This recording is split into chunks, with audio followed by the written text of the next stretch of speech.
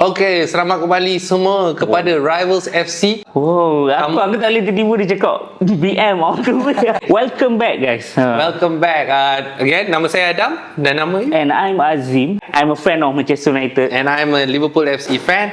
So we're going to go and talk about other clubs. We'll talk about your clubs if you are fans. But before that, we just open with a question for our audience. Who is your biggest rivals? Apa rival yang paling korang tak suka lah, senang cerita. Betul tak? So before we go into the teams, kita just nak touch on again of our beautiful sponsors, sponsor-sponsor kita. Kita ada siapa Adam hari ni? So jersey ni from the last episode is still with us. Thank you Arsha Allspace. Arsha Allspace has all the jerseys you can dream of. The vintage jersey. Vintage jersey from different countries. So Arsha Allspace, thank you very much again. And also today I shout out to this cap I'm wearing. Nampak? You can see kena. the letters YZ. What's that? What is YZ? What is Very YZ, special artist. My favorite local artist came out with a clothing brand. So let's go back to the show. First and foremost, we're going to talk about the mighty Arsenal. What do you think of Arsenal? Arsenal, okay. They are doing actually good lah juga kan. Without siapa nama Saka right now. Saka. But one thing kadang-kadang aku tengok dia, aku ingat dia boleh potong luput, tak konsisten. That's the thing Arsenal kalau dia betul-betul nak menang the league, which I don't know boleh ke tak but basically always going to be next season Arsenal. There's always going to be next season.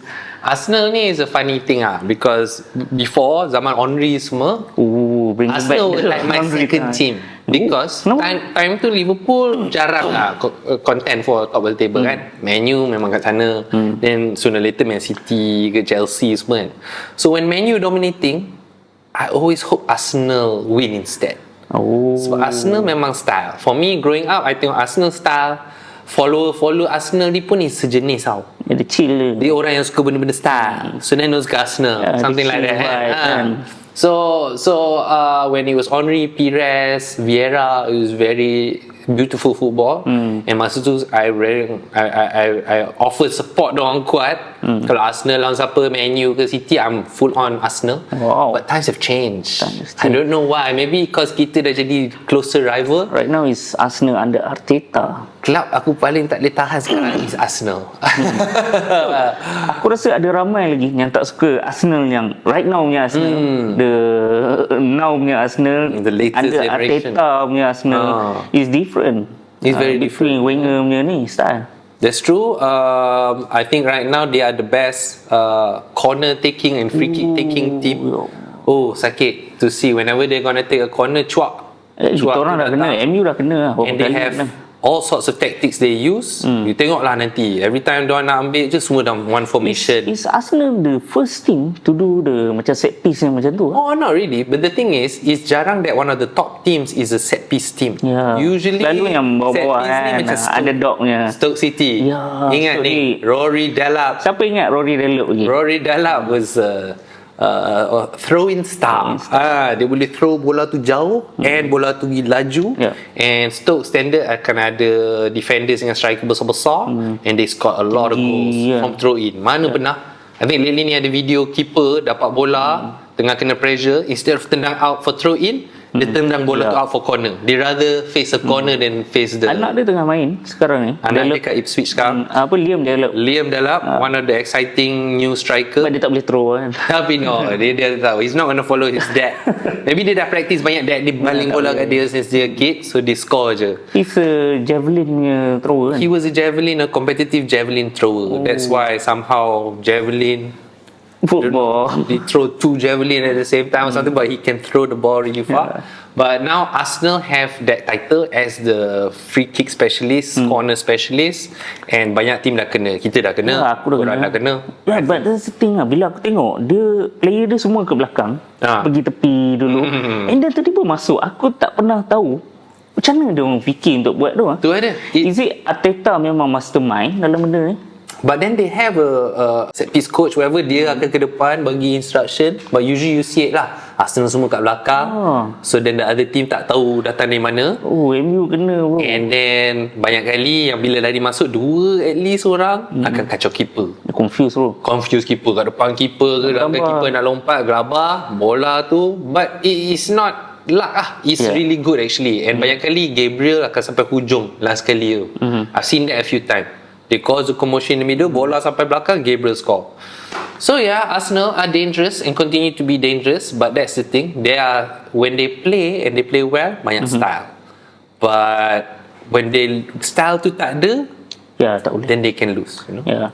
Arsenal need a bit of luck and consistency, aku rasa. I guess so. But that being said, they are perhaps the second best team in all of Europe now. Currently, Champions League, they are third in the table. And it's only Liverpool above them. Barcelona above them in Champions League, but I think in the league Barcelona kantoi a bit. Real pun dah tak boleh go lah. Real Madrid tak boleh go? For me dah lain lah. Real Madrid dah. Another geram rival I have, Real Madrid. Malas nak masuk Spanish League. No. Spanish League. Okay, but before we move on to the next rival we're going to talk about, I have a question for you, Azim. Yes, very serious question. Serious lah. Kalau you boleh pilih salah seorang daripada player Arsenal to join your team, who do you pick? Of course, it's gonna be Saka. You take Saka? Bukayo? Saka, yeah. Who?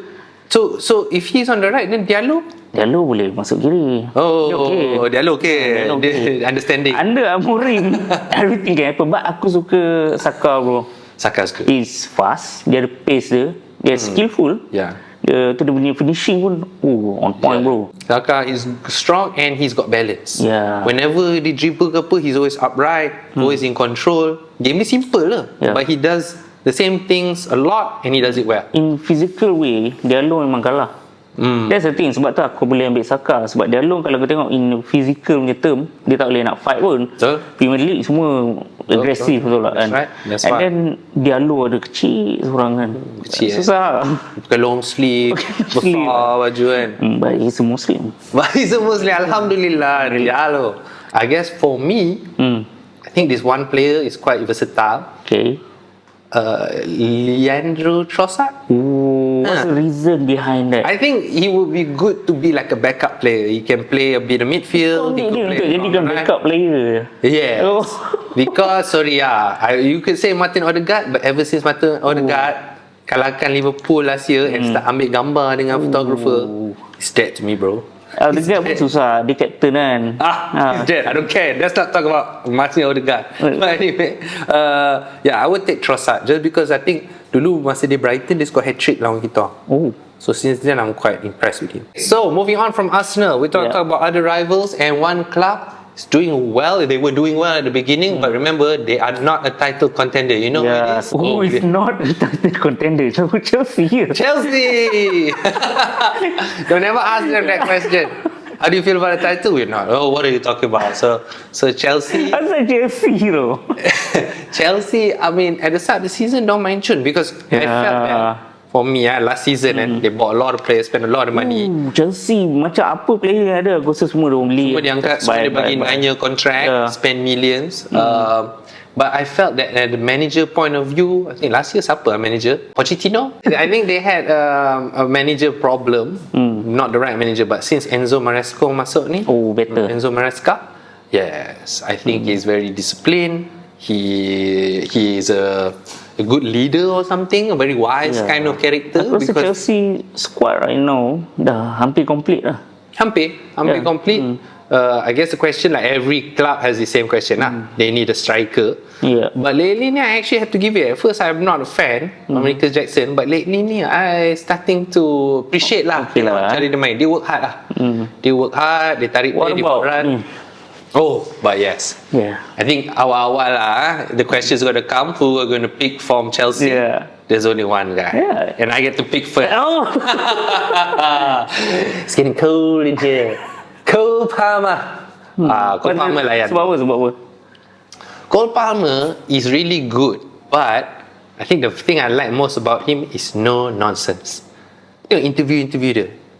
Jawab one word, muka spesen je. but he really is cool and power. cool guy. Bro, he's so good. Like, I think at City he was starting to play well, and I was really terkejut that don't beli Cole. But he now he has the belief. He is the leader. He is the main man. Yeah. And I think it's a bright future for him. If can, Salah nak retire ke apa, Cole Palmer. But Cole Palmer actually is good in the middle.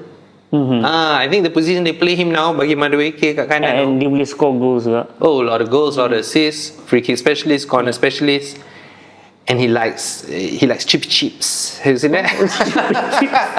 His favorite order. No one knows. We don't know what he's talking about. If you go to the Chinese restaurant, you gotta get chippy chips. Tachi bro. Yeah, silap lah. That's how I set up the game.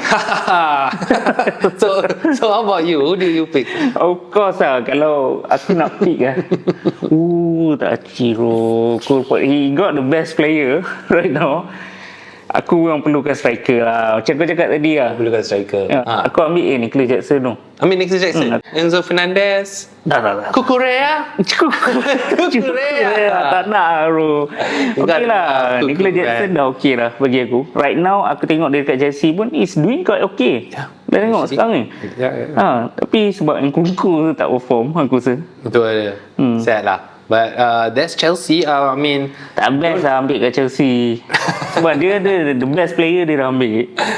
Yeah, I would take him, but he's still part of the team, so you cannot write them off. You never know what they're going to do this year. Still long way to go. I think they're around there. But yeah, Chelsea, whatever it is, they've done better than last year. Yeah. If next year they can build on this team and stick with this team, Chelsea going to be a contender. Next season, aku rasa Chelsea going to be they have to start admitting that they are contender next year. This year, you can say you're not. Because kelakar when they started saying and then benda tu viral semua, dia cakap they're not contender, then they start kalah. Lepas tu, they prove the point. But next season we going to see a different Chelsea. Yeah. It's going to be a contender punya title punya challenger. Next season, diorang dah ada player. The right squad depth sekarang ni, and tunggu masa lah. Yep, Chelsea could be a danger. Okay, talk about danger. There's one team, dangerous. Danger from the forests of Nottingham. One team that has performed. Forest, what I can say is just magnificent, magical right now. Tapi Forest, one of the club giant tau dulu.